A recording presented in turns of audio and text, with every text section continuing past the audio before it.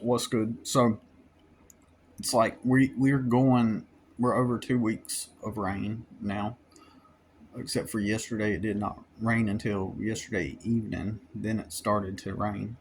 So yeah, there. I mean, every day for over 2 weeks now, it's been raining. Um,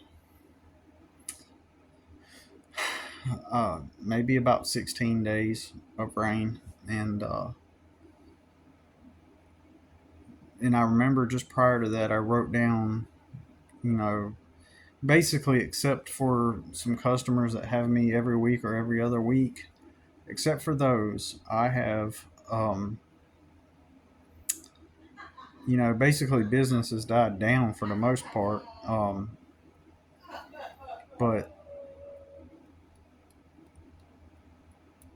the rain has just totally knocked me down, like huge, big time. Um, I could have been out doing something, to make money, and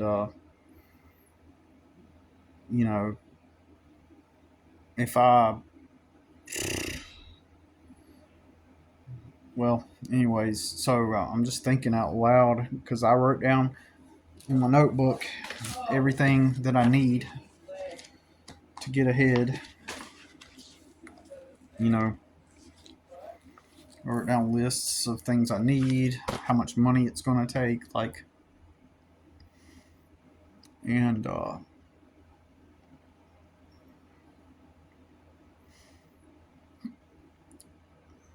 and I'm trying to think to myself, is there another way? Is there something that I'm missing? Is there something, another focus I need to put my attention on? So let's see, the first 20 years of my life, I started working at 13 when I first started working, but I didn't work much. But I really started working at age 16 at a seafood restaurant. All right. And then I worked at that seafood restaurant for 2 years. I might have been 17. No, no, no. I wasn't 17. I don't remember. 16 or 17. And, um, and I was still in school. Now, I don't even remember how I got back and forth to work a lot of the time. But I remember some ways I got back and forth to work because it was like over 2 miles from my house. But but then, like when I turned 17, like my parents weren't taking care of me, and I really honestly I don't remember. Right, I don't remember how I worked and what I did with my money back then. Uh, I just remember working, and and I don't remember how I did it, but and I don't remember. I don't even remember how I had. I don't remember anything. So I remember that at my house living with my dad, it got down to I had one pair of pants and I did not have clothes, and I couldn't. We did have a washer and a dryer, but I didn't have clothes. I literally had one pair of pants and a few shirts at this point, and the had to use put vice grips on the knobs for the bathtub in the shower. There was a hole in my bedroom floor. There was all this stuff. Um, my uh, yeah. So I had to stop school. I couldn't continue like that. Um, Nobody was taking care of me, and I had to work. I couldn't continue to go to school and to have to walk home at night from work and stuff. Right, given how far work was. But I don't remember all the details. I don't remember exactly what happened, but I'm just sitting here thinking I've been knocked down pretty bad because of the weather. The weather started showing up right after I worked down these goals. Then, I have plans in a few months to leave where I live and go live out of the truck.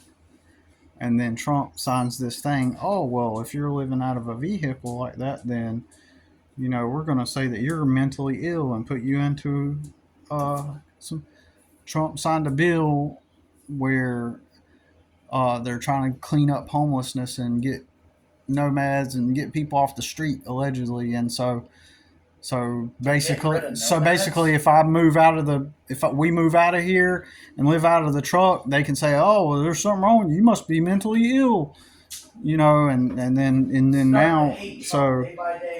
now, so now that makes it worse. That makes it really challenging. Now I did have the idea of creating an artist brand and then kind of like branding my vehicle as an artist, right? Like to say that, oh, I just travel around and I sell art and I do shows. Like that way I could get away with being somewhat of a nomad, if you will, because it looks like I'm on business. When in actuality I will be, because I will be making art and selling it. So, but here's the only problem with that. There is the progression part, or in other words, what I'm trying to say is there is uh, the transition part, right? So in a few months, if I left here, obviously I'd have to start out of my old clunky S10 truck. Um, so it's not like I would just leave here and just go buy a van and polish it up and look all professional. Like that's not going to happen. Not even in a few months. And so you know, so immediately we're going to be faced with the optics of appearing to be impoverished and homeless, right? And so now a cop can be like, oh, well, you need to get off this property. So they're going to be doubling down. The cities are going to be doubling down. And it's just like, at an esoteric level, it's like the dark reality at each interval. Every time last time, like before I got custody of my son, I was like planning to, write down all my plans for the future again and, trying to deal with the situations. And then, back then, not now, I don't guess, but back then, New York has a cool hot arts scene, and I thought I wanted to live up there for a bit, in the city, and uh, in Brooklyn is huge art scene, right? The I'm not very liberal like that. Okay, now I'm liberal in some ways, but I'm not the type of person that I don't even want to get into that. But all I was wanting to quickly say is I may not even fit in with the arts scene if they are like all liberals and stuff like that. And while I'm liberal in a lot of ways, I'm also very, you know, um, idealistically conservative. We'll just put it that way. And did the other day in another video I made which I put on private now, but I was saying that in some ways I'm very liberal, but in other ways I'm very idealistically conservative. If the world were real and it aligned with the way reality works, aligned with conservative ideals, then it would be great. So basically, but reality doesn't align with conservative ideals like work hard and and all that stuff. um, so uh, so I'm just thinking out loud, like you know, where's my thought processes because and what can I change different and what can I do different? That or how can I think different? What can I put my focus on that would help you know generate a change? So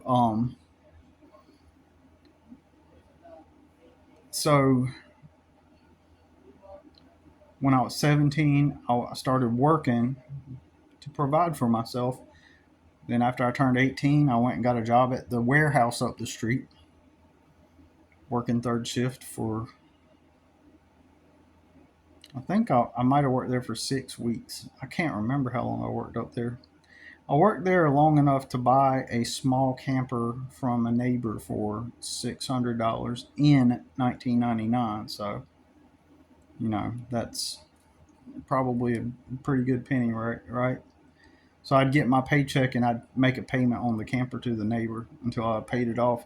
So basically, I virtually made no money working at that place. I don't guess. I don't remember. It's like in my mind, I'm like, where did my money go? Because um, um, that warehouse started off at like $8 an hour or something like that back then.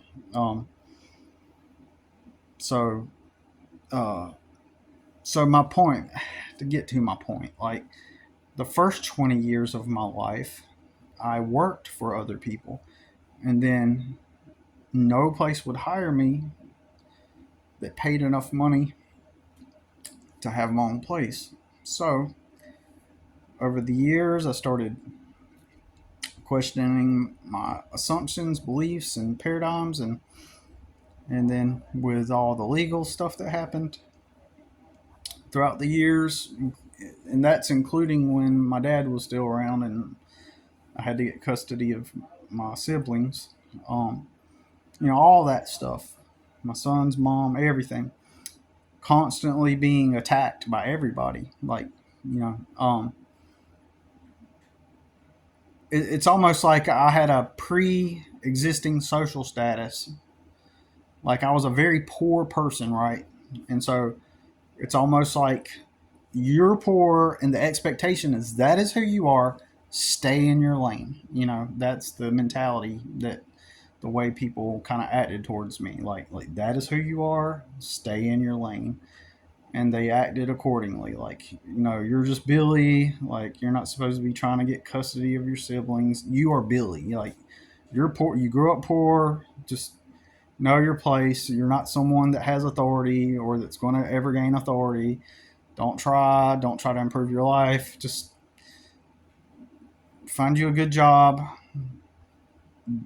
get you a car or a house, and be happy. Shut the fuck up, you poor person, you poor boy.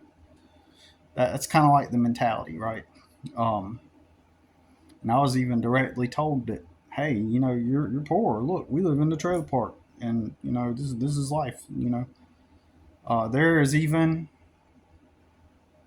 I discovered this about a month ago. There is even, they used to even teach it in public school that if you're poor, that's your life. The best you're going to be able to do is go get a job as a mechanic or something hands on blue collar and just shut up and be happy, you poor fuck. Right? So I worked 20 years working for other people amidst all the legal challenges at the same time. So basically, if you want to really sum it up, the whole 20 years of me working all went into legal legal fees, basically. For the most part, most of all the money I earned gave me some food to eat and helped me get through legal battles. I mean, not even hardly, right? Honestly, I still owe somebody money for helping me legally, but I could never generate enough extra money to pay him off. And one day I'm going to have to pay him off. Luckily, he didn't do anything. Like, he didn't like come after me or nothing, and we're not on bad terms. It's just like, I don't make enough money. There never has been ever extra money. I've never worked for somebody else, and after I receive my paychecks, there's like a single quantity of that check that I can like set aside for savings. You hear all these people talking about, well, just set aside some of your money. What the fuck are you talking about? The fact that you can even just say, oh, set aside some money, just shows that you are delusional. You've lived in a bubble. You've lived in a reality where things were so handed to you that it's so normal to you. The idea of setting aside some money, that means you've been handed a life. You did not work to get to where you're at. I don't give a fuck what you say. There are some outlier situations. There are some outliers. But for the most part, if you can just sit there and tell somebody, oh, just set aside some money, bullshit. All the things that everybody says is bullshit. Oh, here's what you need to do, or well, here's what I would do if I were you. It's all bullshit. Most of it's bullshit because I don't see those people actually practicing what they're saying. or having had to. The only thing they have are stories. The only thing they have are stories about how their grandfather grew up in, you know, 1932, and and he was working at the mill, and he walked 12 hours to work every day. Then he worked his 12-hour shift after, and then he walked back for another 12 hours, and then on the way back he worked another 5 or 6 hours at his part-time job. Or the single mom who had 5 kids and went to college, and you hear these like extreme outlier stories, and those people want to use their experience as measures for my circumstance. So worked for people for 20 years, didn't make enough money to ever even get my own place at all, ever, never. But there's something wrong with me. All my coworkers, they're not working part-time jobs in the evening or on the weekends. They're going to go four-wheeling. They're going on vacation. They're doing all this stuff. And we're making the same amount of money. It's like there's nothing wrong with me. I don't see people out here actually working. I've doing what they say that they would do if, like, it's almost like everybody's just kind of carefree and get to do what they want because they're already there. They were handed it.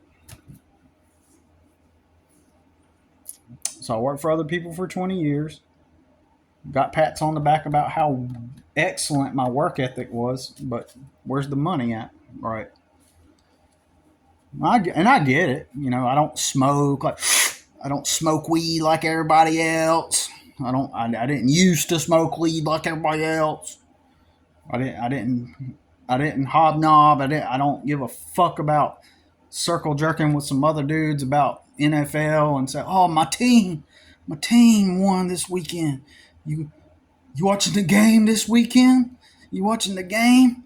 Yeah, I'm watching the game. Harder, harder." Fuck that shit. Fuck watching other men make millions. What the fuck is wrong with people? Is wrong with people? The fuck is wrong with people, man? Seriously. So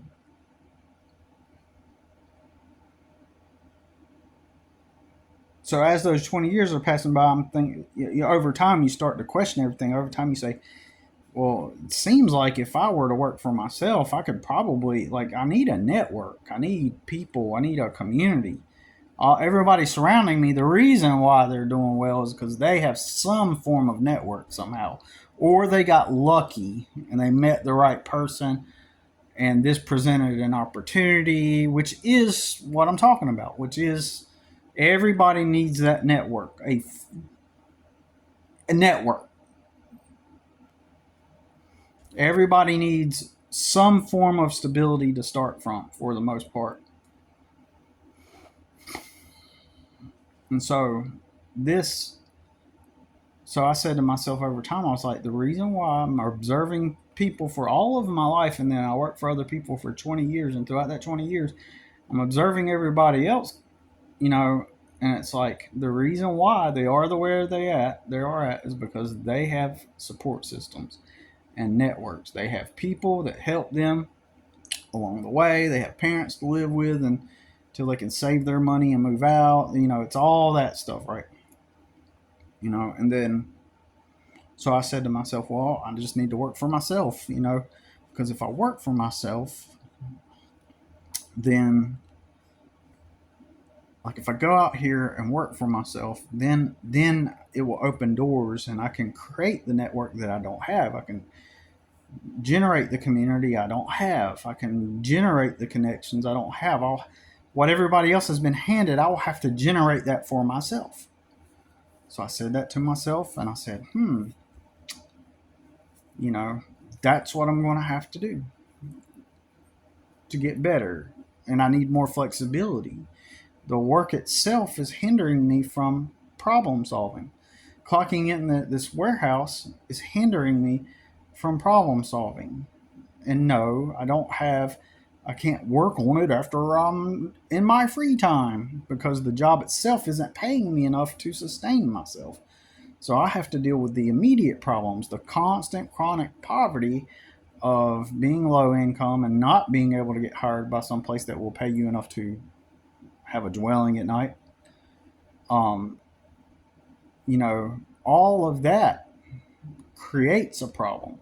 It consumes my time. It consumes my life and energy, mental and everything. My mental energy. It consumes my entire being because I don't have a foundation to start from. All the money I make, the moment I make it, it's gone. The moment I make it, it's gone. Next week, gone. Next week, gone. You know, you pay for gas, you pay for food, insurance, pay for your shit, and then gone. Each time, each and every time, over and over again. And so you go work the part-time jobs to keep up with the atrophy. You work the part-time jobs to keep up with all that shit. You work the part-time jobs so you can afford the new pair of pants that you're going to have to get. You work the part-time jobs to pay for your gas to go to work at your full-time job. And you do that. So you say, well, I need flexibility and I need connections in a network. If I keep showing up at this fucking warehouse all the time, I'm stuck with these same people and I'm not getting out there and meeting people. And I only have time to clock out, go home, make my dinner, and eventually go to bed. So what I need is the freedom and flexibility to create networks with people. And so I step out and start doing that. And I'm doing a little bit better as I predicted. And so I start meeting people, making connections with people. And then my network begins to slowly form, just as I predicted. I start meeting people at a personal level. Sometimes they might help me out with things. And that's the network, that's the community, that's the connections that I never had when I worked for other people. I didn't have people in my proximity, in my perimeter that might give me a ride or do this for me or help me out with that or this or that. Never had jobs that would where I could say, hey, do you mind, could you pay me like a day in advance so that I can get this tire fixed? But when I had customers that grew to trust me, I could say things like that. And that's happened before. Hey, do you think you could pay me a day in advance? I'm kind of like hit a rough spot. Boom, get paid a day in advance and then go do the job the next day or whenever, right? So life got a little bit easier. Only more legal battles came up. So then I spent 20 years working for other people. And this month marks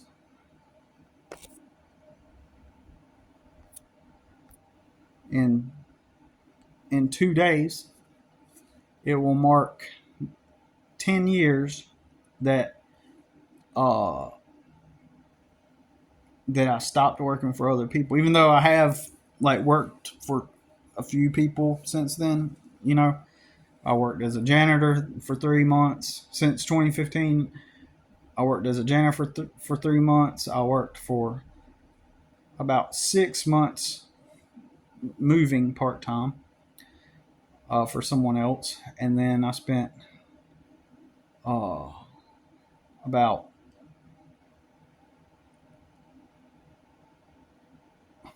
a month working at a furniture store in the past 10 years, working for other people. But back in 2015, so I'm not working for nobody else. I'm tired of being poor. The only way out is to work for myself. And I started creating the networks and the connections I needed. And it's helped me tremendously. It hasn't brought me out of poverty 100% at all, but it's better than it was working for other people. Like the way life happens and as the struggles come up and you have to deal with them, it's way easier when you have leverage and flexibility and you have a loosely connected network. Even though nobody I'm connected with are close, it's kind of a little bit of a simulation of what it would be like if I did have people in my life. People in my life that cared about me, people in my life that, would help me and, that I'm connected to now. So my family, my physical biological family, they are more like, see, when I was a kid, I moved around everywhere as a kid, from state to state, city to city. But my siblings, when kind of like grew up in this city, and so they formed bonds with everybody in the city. They conformed, right? They kind of have lifelong friendships. Like for them, this is where they grew up, right? And I was like a third culture kid, right? I'm somewhat of a third culture kid, and although I did not live in different countries, I can still kind of consider myself a third culture kid in some ways because I, uh, I just constantly moving, never made any solid, long term connections as a kid, and then and now I have a couple buddies. No, I have about three buddies that from the '90s. I have three buddies from the '90s I still stay in touch with, and everybody. One of them, he's in the Navy, lives up in D.C. area, and the other one lives in Alaska, and the other one, he lives like a couple miles down the road from here, but his wife kind of rejected me whenever they first met, and so it's somewhat of an awkward circumstance. He got with her, and he was poor just like me, and her dad owned a business, and when her dad died, my buddy inherited the business. So, but it's kind of an awkward circumstance because when she said made a bunch of assumptions about me, and so I was going to be the best man at the wedding, and I did not appreciate her talking about me like that, so I didn't go, and so it caused a rift between me and the friend. To this day, I still believe in bros before hoes. Be offended if you want, but that's just my opinion on it, and you know, kind of stay loosely in touch with him. It's not the same like it was before though, but me personally, I'm never gonna get with a woman and and end up in a situation where I reject my friends or have to be like feel somewhat forced to be disconnected from my friends just because I get with a girl. Like she just seen me as a low class, low poor loser, and she also seen my other buddy uh, in the same light, and we were just a couple of like lowly scum to her, and so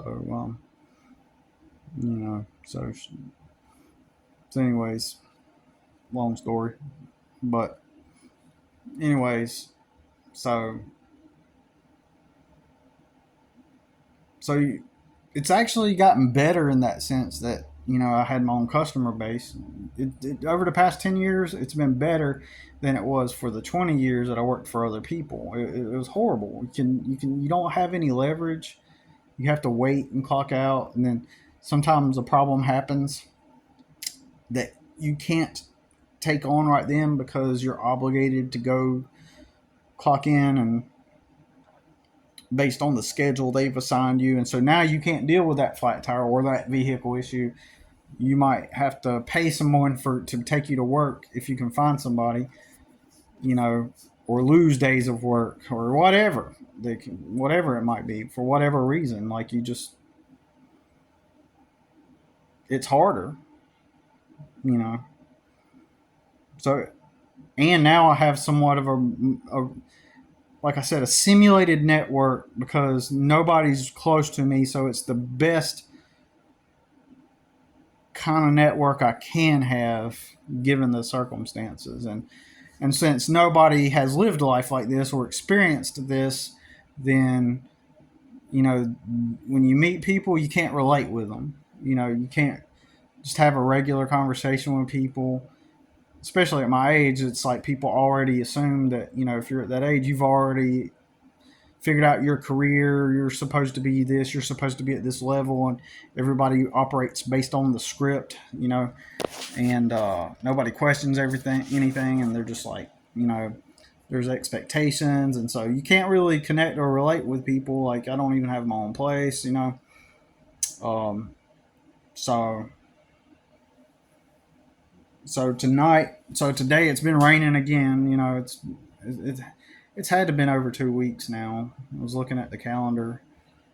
Every single day it rains, and so it kind of got to me tonight because, or this evening because, or today, the whole day because I slept okay. I got good sleep, but then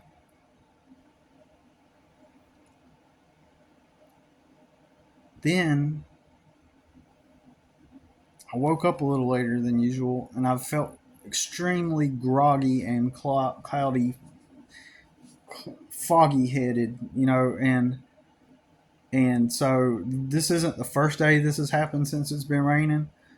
But you know, it could be the weather altering my mood, but it got me in a brain fog to where, you know, I'm still behind on house chores. You know, when I accidentally flipped my phone over just now, you've probably seen this stuff. I got, you know, I got a couple things piled up on that little couch right there. Um, I haven't, you know, I took these off again and had to, cause they got stains on them. I washed them, but then they had stains on them, and so I just haven't washed them again since then. I haven't put them back on, but anyways, today I'm just like, and this has happened a few times, and it may be the weather, but like I'll just like drink some extra coffee actually, and I'll be just sitting down having some coffee, and I'm in a brain fog because my brain sees all this stuff I got to do, and I'm feeling like if I focus on this stuff, then I can't focus on problem resolution. It's like part of my brain goes, this can wait. I need to resolve the money issue right now. You know, what can I do? You know, what can I do? You know, how can I get ahead? You know, what am I missing? What am I not focused on? Because nobody's going to invest in me, right? Um, nobody's going to say, you know, oh well, Billy, you know, here's you some capital to get your business started. You know, because in the opinions and the eyes of everyone around me, if I'm in this position, it must mean that one, I did this to myself, and two, that obviously I'm not taking action with my life. In my opinion, it's totally untrue, totally false. It must be because I don't have a work ethic. It must be all these things, right? Because there's these scripts. There are these, you know, like, in the irony is I am the guy that shows up on time at work.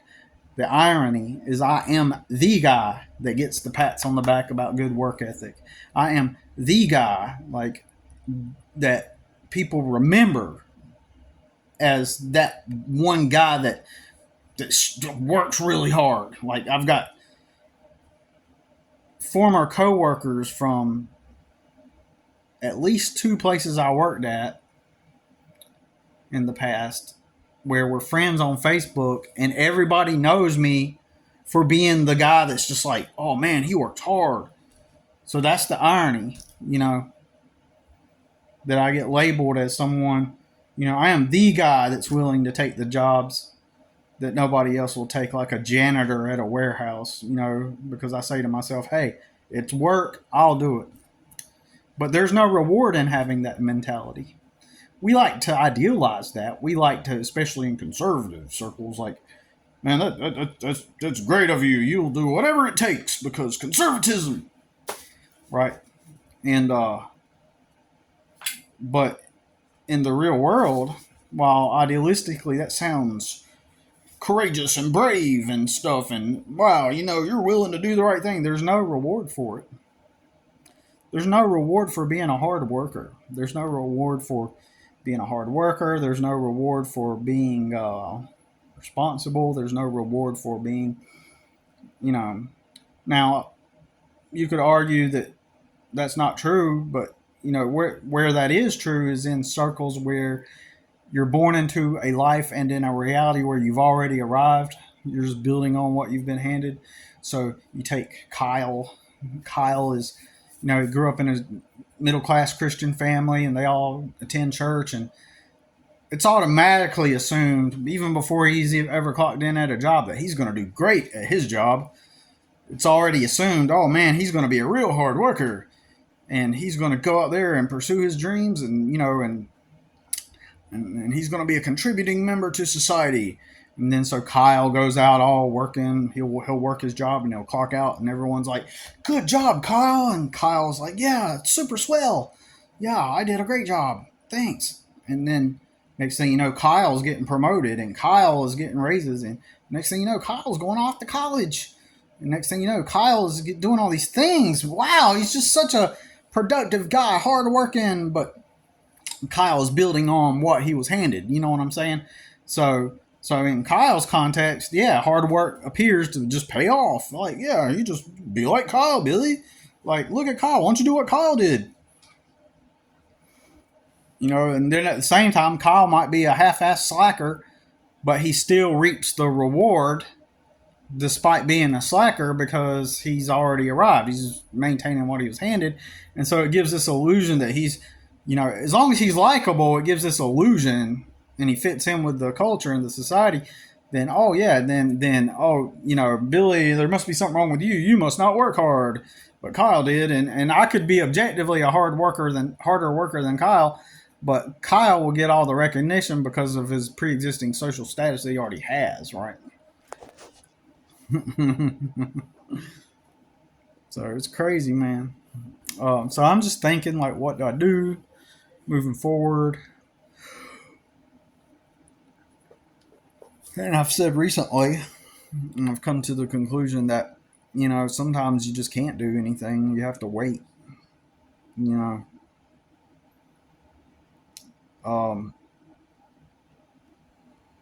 just have to wait.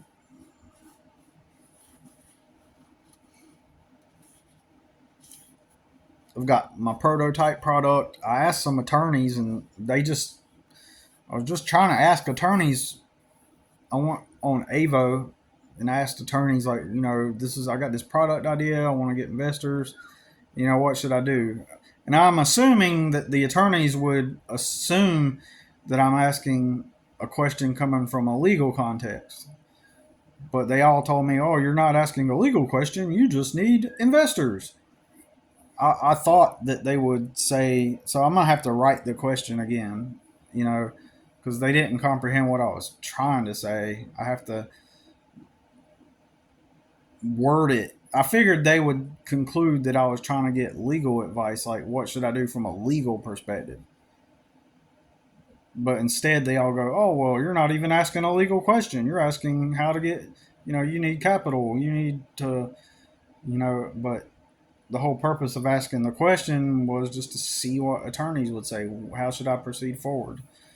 So I guess I have to make clear that I'm asking, what should I do from a legal perspective? Your opinion as an attorney, what should I do from a legal perspective moving forward? I have to get down to the specific nuts and bolts of the question. Can't really, anyways.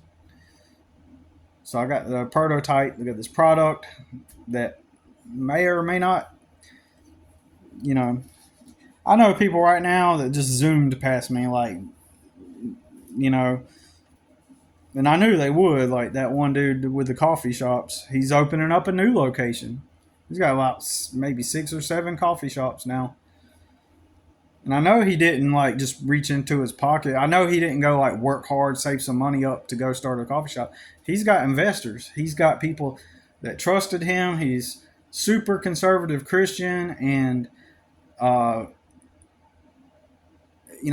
seemingly appears to be from a Christian, super conservative Christian community. And so when he graduates from school and he gets his first job, like everybody just goes, oh man, you're such a great guy. You're a hard worker. Any goals that you have, we're going to support you. And then, So when he gets an idea to start a business, nobody's looking at him going, oh, well, hold up now.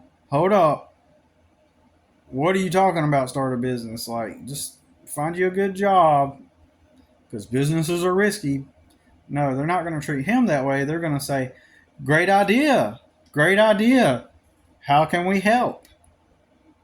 You know, and he's going to go to investors and they're going to be like, you know what? You're a hard worker. What have you done for a living? Well, I worked at this place and then I became the manager. And then I did this and then I did this. And then, you know, and they're going to be like, okay, well, here's you $1 million to get your businesses started, get your business started.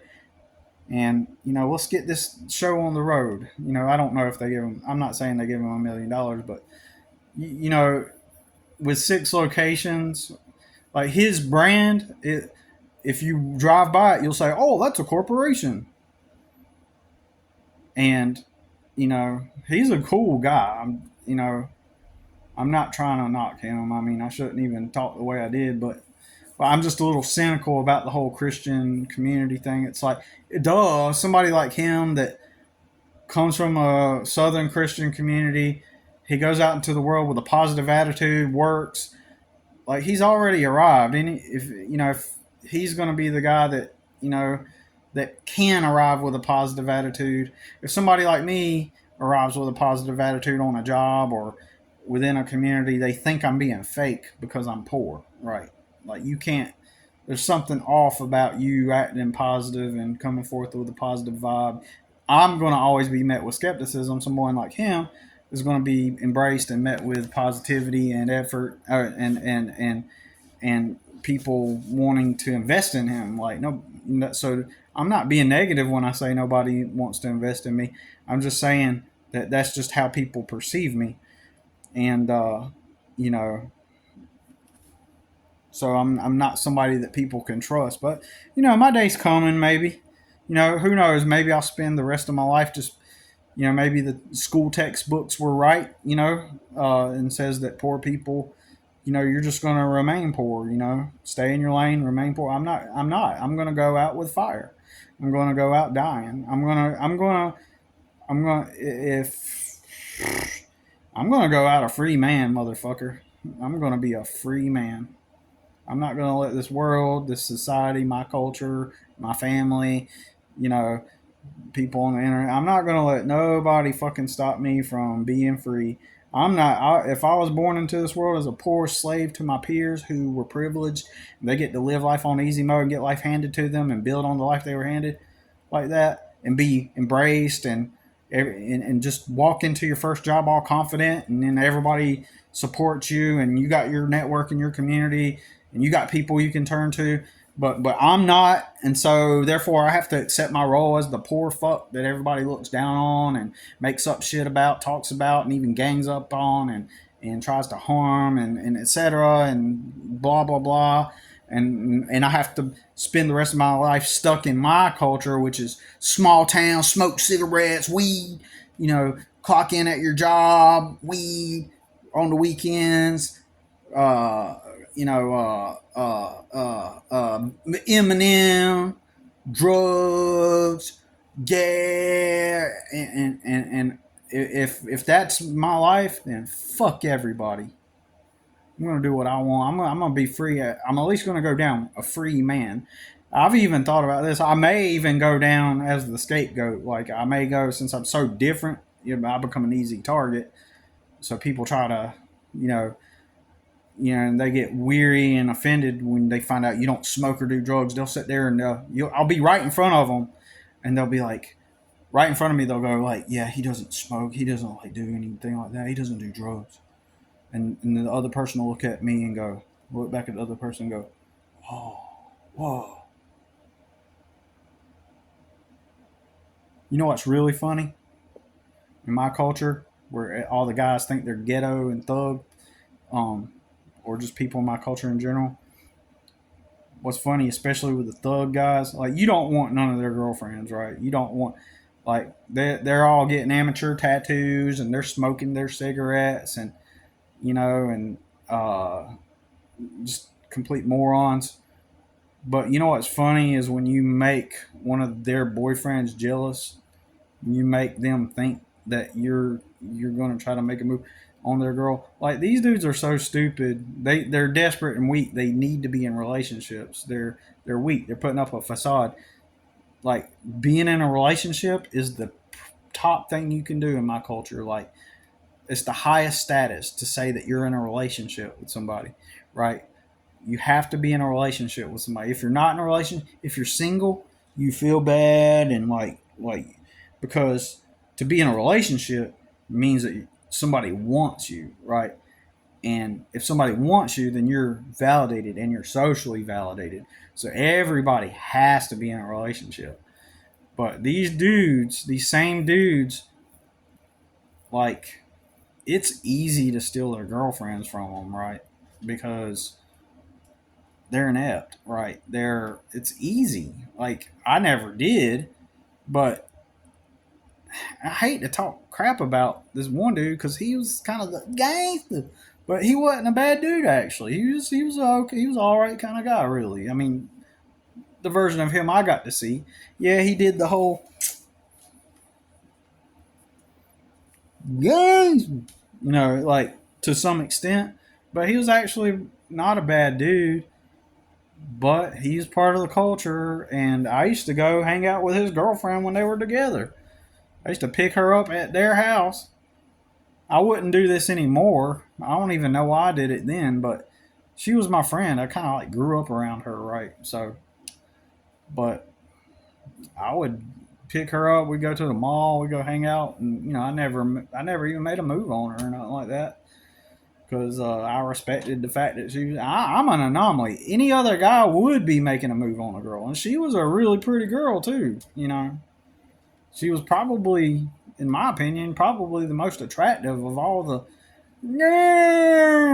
all those people in my community, and she was legitimately pretty until she got on drugs, and and I mean, she moved and got help eventually, but um, but yeah, I would pick her up sometimes and go hang out with her, and he didn't make no fuss about it. He didn't. It was weird, but I don't know, man. Like, anyways, I'm not part of that culture. I'm not part of how I grew up, and uh, that's not how I grew up, and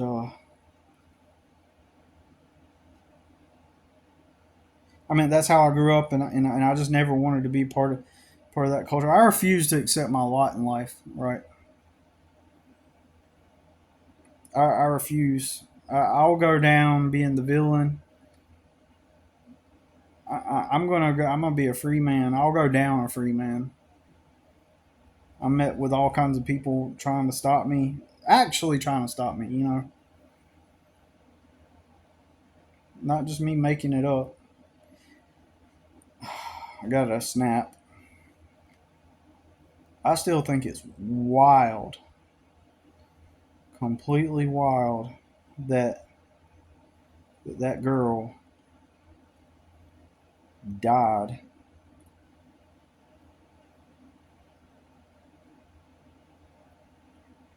Girl I was talking to.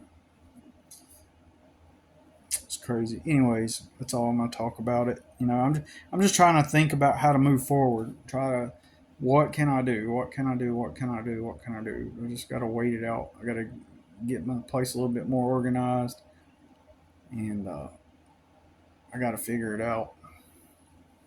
Best thing I can do is just endure it.